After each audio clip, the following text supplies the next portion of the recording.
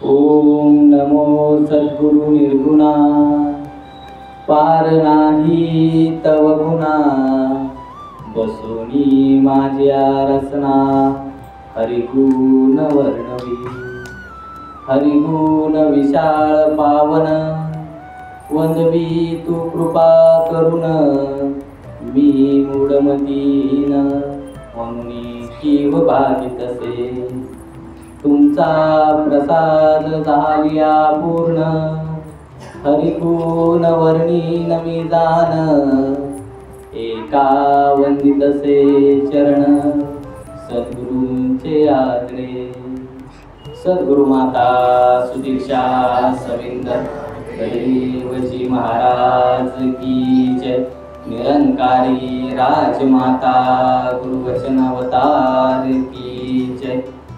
सत्संगाची प्रेमाने बोला। सद्गुरु माता सुदीक्षाजी महाराजांनी कृपा केली किंवा त्यांच्या कृपेचा आविष्काराची फलश्रुती म्हणून दासला आलेली ही सेवा खरोखर सत्संगाची दासची तिथपर्यंत उंची असेल नसेल, दासची भक्ती तिथपर्यंत पोहोचली असेल नसेल तो भाग नंतरचा आहे, पण तुम्हासारख्या साधू संतांच्या संगतीमध्ये सद्गुरु माता सुदीक्षाजी महाराजांच्या दरबारामध्ये बसण्याची बोलण्याची संधी प्राप्त होत आहे, याच्यापेक्षा मोठं कुठलं भाग्य असलं पाहिजे। सत्संगाची मानवी जीवन जगत असताना माणूस दोन पद्धतीमध्ये जीवन जगत असतो। कधी कधी माणूस जीवात्मा म्हणून जीवन जगतो, कधी कधी माणूस परमात्म्याच्या माध्यमातून महात्मा बनण्याचा प्रयत्न करत असतो, की प्रवाह हा याच पद्धतीने वाहतो। कुणी जीवात्मे आहेत, कुणी महात्मे आहेत, कुणी परमात्मे आहेत। महात्मा म्हणतात की एकाला यावं लागतं, दुसऱ्याला आणावं लागतं, तर तिसऱ्याला यावंच लागतं। केवळ जीवन जगतो त्याला माणूस म्हणतात। अज्ञानाच्या तिमिरामध्ये कितीही पाप पुण्य करा, सज्जन म्हणून जगा, दुर्जन म्हणून जगा, चांगल्या मार्गाने प्रवास करा, वाईट मार्गाने प्रवास करा, कसंही वागा, एखाद्यासोबत वाईट वागा, चांगलं वागा, तरी सुद्धा जो जगवतो तो परमात्मा आहे। आणि महात्मा म्हणाल्याप्रमाणे की तिमिरातून जागा करतात, अज्ञानाच्या तिमिरातून जागा करतात, ते संत आहेत, महात्मा आहेत। आणि ती पदवी सद्गुरूने आम्हाला बहाल केलेली आहे। महात्मा पदवी बहाल केलेली आहे। ते ब्रह्मज्ञान प्राप्त करून देऊन आपल्याला यहलोकीचे सुखाचे अधिकारी बनवलं आहे, परलोकीचे सुद्धा आपल्याला अधिकारी बनवलं आहे। महात्मा म्हणाल्याप्रमाणे की ते सद्गुरूने ते दिव्य ज्ञान आपल्याला दिलं, ती ज्ञानदृष्टी दिली, आणि मग अंगसंग असणारा परमात्मा आपण पाहू लागलो। जळीस्थळी काष्टी पाशाने मग आपल्या ते लक्षात येऊ लागलं की हा तर जळीस्थळीच आहे, मी इकडं तिकडं फिरत होतो, वन फिरत होतो, पण हा परमात्मा काय मला दिसला नाही, भेटला नाही। म्हणून तर महात्मा आता बोलताना म्हणाले की पाहिला पाहिला हरी पाहिला, ज्ञानदेव पाठ हरी हा वैकुंठ भरला घनदाट हरी दिसे। महात्मा म्हणाले आता की घनदाट भरलेला हरी दिसतो, त्याला पाहता येतं। सत्संगाची शास्त्राने पुराणाने कुराणाने तेच सांगितलंय। सद्गुरूने तर आपल्याला तो दाखवून दिलाय। सत्संगाची ज्याला शास्त्रामध्ये पाहता येतं, अनुभवता येतं असं म्हटलंय, तो परमात्मा आपल्याला सद्गुरूने दाखवून दिला। भक्त्या तुनन्या शक्य अहम मे वेद्य रोजी ज्ञातू दृष्टांत तत्वेन प्रवेश त्यांचे परांतप, की भगवान श्रीकृष्ण म्हणतात की अनन्य भक्तीच्या योगाने साधक मला सुलभतेने पाहू शकतो, मला अनुभवू शकतो, मला जाणू शकतो, एवढंच काय माझ्यामध्ये प्रवेश सुद्धा करू शकतो। की तुम्ही आम्ही संत महात्मा त्या परमात्म्यामध्ये प्रवेश करणारे लोक आहोत। त्या परमात्म्यामध्येच आपण राबत आहोत, उठत आहोत, बसत आहोत, कारण की सद्गुरूने आपल्याला त्या परमात्म्यामध्ये स्वीकार करून दिला, परमात्म्यामध्ये प्रवेश करून दिला सद्गुरूने। अंगसंग आता सर्वत्र ईश्वरच भरलेला आहे। आता जिथं जातो ते तू माझ्या संगती चालविसी हाती धरून या, की ज्या ठिकाणी जातो त्या ठिकाणी हा परमात्मा माझ्या अंगसंग दिसतोय। ती कृपा आपल्यावर सद्गुरूने केली, ती ज्ञानदृष्टी आपल्याला सद्गुरूने दिलेली आहे। जी ज्ञानदृष्टी भगवान श्रीकृष्णाने अर्जुनाला दिली होती, तीच ज्ञानदृष्टी सद्गुरूने देऊन आपल्यावरती कृपा केलेली आहे। मग गरज आहे फक्त आपल्याला त्या 5 प्राणाचे पालन करण्याची, सेवा सत्संग नामस्मरण करण्याची।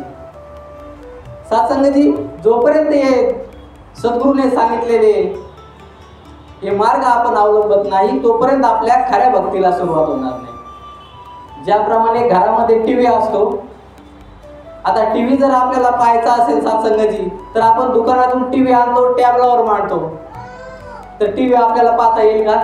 तर नाही येणार. त्यासाठी आपल्याला काय करावं लागेल? एखादा DTH डिश आणावं लागेल. आता डिशही आणला, टीव्हीही आणला, तरी आपल्याला पाहता येईल का टॅबलावर मांडल्यावर? नाही पाहता येणार. जोपर्यंत त्याला करंट देत नाही, लाईटचा सप्लाय देत नाही, तोपर्यंत आपल्याला टीव्ही दिसणार नाही. भक्तीमध्ये सुद्धा असंच आहे कि सेवा सत्संग सुमरन के बिन भक्ति सदा अधूरी है, इन तीनों के संगम से ही भक्ति होती पूरी है.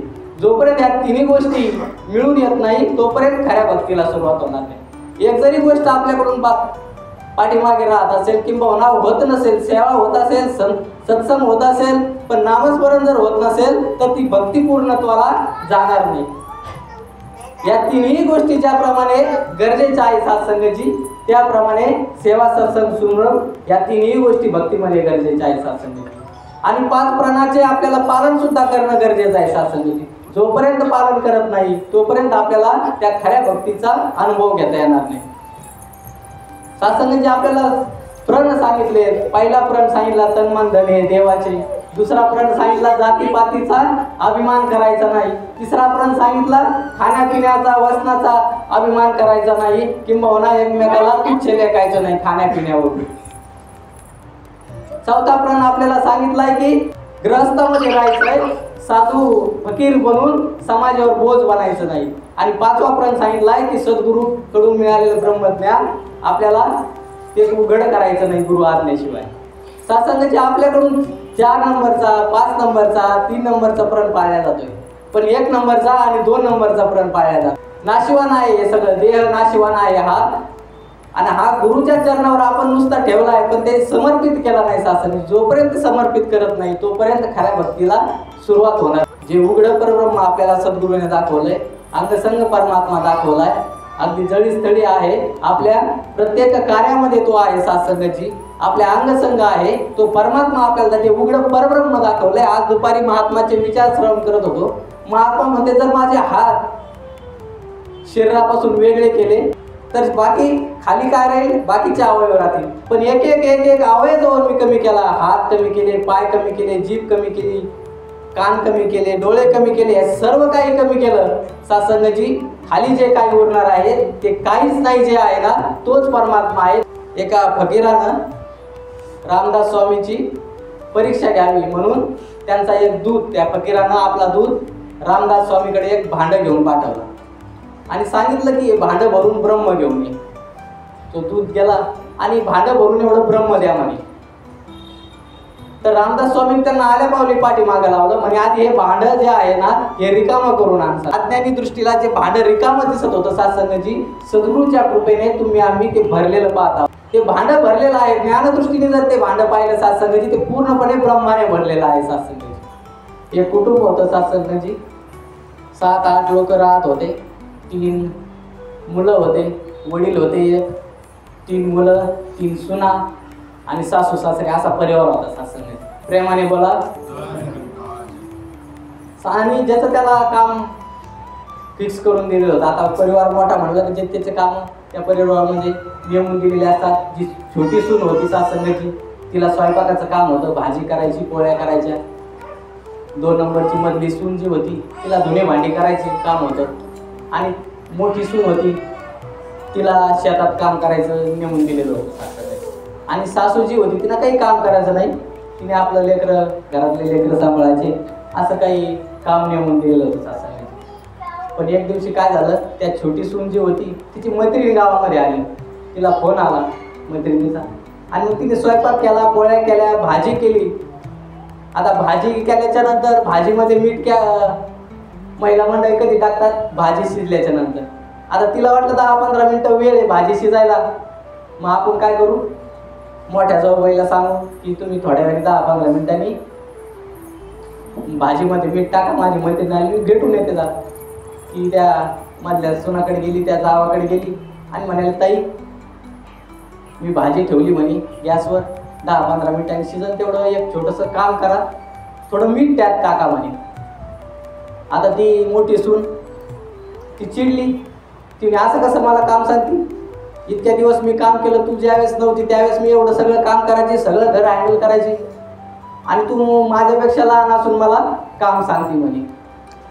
मी काय काम बिम करीत नसते म्हणे, काय मीठ बीठ टाकीत नसते, तूच काय करत ते कर. आता ही खाली मान घालून मोठ्या जाऊबाईकडे गेली. म्हणे ताई एक काम करा म्हणे, भाजी शिजली का मीठ टाका. सत्संगाची मीठ असं म्हटल्याच्या नंतर ती पण चिडली. आजपर्यंत म्हणे तुम्ही दोघी नव्हत्या, मी सगळे कामं करायचे घरातले, तुम्हाला साधे नुसतं स्वयंपाकाचं काम जमत नाही म्हणे, मीठ टाका, हे करा ते करा, तुझं तू पाय म्हणे, मला भरपूर काम आहे शेतात. ती पण काय मीठ टाकायला तयार नाही. नंतर सासूबाईकडे गेली. सासूबाई चिडली. सासूबाई म्हणाली मी नाही टाकणार मीठ. हिला वाटलं आता तोपर्यंत सासूबाई बोलली तोपर्यंत 10-15 मिनिटं झाली सगळ्यांशी संवाद साधण्यामध्ये. 10-15 मिनिटात ती भाजी शिजली तोपर्यंत. आता हिला वाटलं आपणच टाकावं. हिने मीठ टाकलं आणि निघून गेली मैत्रिणीला भेटायला. आता जी मधली सून होती तिला वाटलं आता जाऊ द्या, लहान आहे, नसं आवरत काम, माझ्या बहिणीने जर सांगितलं असतं मीठ टाकायचं तर मी टाकलं नसतं का म्हणे. मी काय फरक पडतोय थोडं मीठ टाकलं म्हणून, काय कुठं लय मोठा वगैरे उठलायचं सांगितलंय, ठीक आहे थोडं मीठ टाकलं. आता जी मोठी सून होती ती म्हणे जाऊ द्या, लहान सहान सासूबाई लेकरा, लहान सहान जाऊबाई लेकरामुळे नसं होत काम म्हणे, मीठ तर टाकायचं सांगितलं, काय फरक पडतोय म्हणे, टाकू थोडं मीठ. तिने मीठ टाकलं. आता सासूबाईच्या मनात आलं की जाऊ द्या, आता माझ्या लेकीनं जर सांगितलं असतं मीठ टाकायचं, मी टाकलं नसतं का, काय फरक पडतोय थोडं मीठ टाकले. तिने थोडं मीठ टाकलं. सासंगाची आता या चौघीने मीठ टाकलं, एकीनं टाकायचं तर कशी भाजी झाली असं मस्त. ती सासंगाची संध्याकाळी सगळे जेवायला बसले. सकाळी 11-12 वाजता आधी सासरा जेवायला बसला. सासऱ्याला ताट वाढलं. सासऱ्याने एक घास खाल्ला. त्याला भाजी आता कशी लागली असेल त्याला भाजी, अगदी खारट भाजी लागली त्याला, पण तो शब्दाने काही बोलला नाही. त्या लहान सुनाला म्हणे बाई भाजी कोणी केली? मीच केली भाजी. असं का? आणि ते बाबा चांगली झाली? नाही चांगली झाली म्हणे, पण आपल्या घरात दही आहे का म्हणे. दही आहे म्हणे दही. मग तिने दही आणून दिलं. त्या सासऱ्याने दही टाकलं त्या भाजीमध्ये आणि ते खाल्लं, पण मानला नाही ती खारट झाली. मग गुपचूप जेवला, निघून गेला. आता हे 3 जण मुलं आले, ते जेवायला बसले. ते जेवायला बसले, ताट वाढलं, एक घास खाल्ला, काय त्या लक्षात आलं भाजी खारट झाली. त्यांनी विचारलं म्हणे आई बाबा जेवले? तिने हा जेवले म्हणे. मग काय खाल्लं? त्यांनी हेच खाल्लं म्हणे भाजी. तिने हीच खाल्ली? काही म्हणले का? नाही म्हणे, काही म्हणले नाही म्हणे. पण ते कधी गेले दही मागत नाही म्हणे भाजीत खायला. आज त्यांनी दही टाकून खाल्लं म्हणे. यांनी काही शब्द बोलला नाही म्हणे, आम्हाला वाटी वाटी दही दे म्हणे. यांनी ती गाठी घेतली, वाटी वाटी दही टाकलं, ती भाजी खाल्ली. आता हे 4 जण जेवले. आणि ज्यावेळेस या महिला मंडळी जेवायला बसल्या सत्संगाची, त्यावेळेस यांच्या लक्षात आलं की भाजी खारट झाली. मग एकीमेकीकडे पोहू लागल्या की मीठ टाकलं कोणी? ती म्हणे मी टाकलं. लाणी म्हणते मी टाकलं होतं जाताना. मधली म्हणे मी टाकलं होतं. सासूबाई म्हणे मी थोडं टाकलं होतं. सत्संगाची एवढं सगळं झालं, पण त्या घरात वाद झाले नाही. सत्संगाची का झाले नाही वाद? तर त्या घरचा जो मालक जो होता ना, त्यानं भाजीत दही टाकून सत्संगाची ती भाजी खाल्ली, पण कोणाचं मन दुखवलं नाही सत्संगाची. या सद्गुरूने सुद्धा तेच केलेलं आहे आपल्या बाबतीत. सत्संगाची हे शरीररूपी जी भाजी आहे ना सत्संगाची, ही खारट भाजी होती, पण दही टाकून ब्रह्मज्ञानाचं दही टाकून या सद्गुरूनं या भाजीला चव आणली सत्संगाची. आणि या भाजीला लोक महात्मा म्हणू लागले, देव म्हणू लागले सत्संगाची.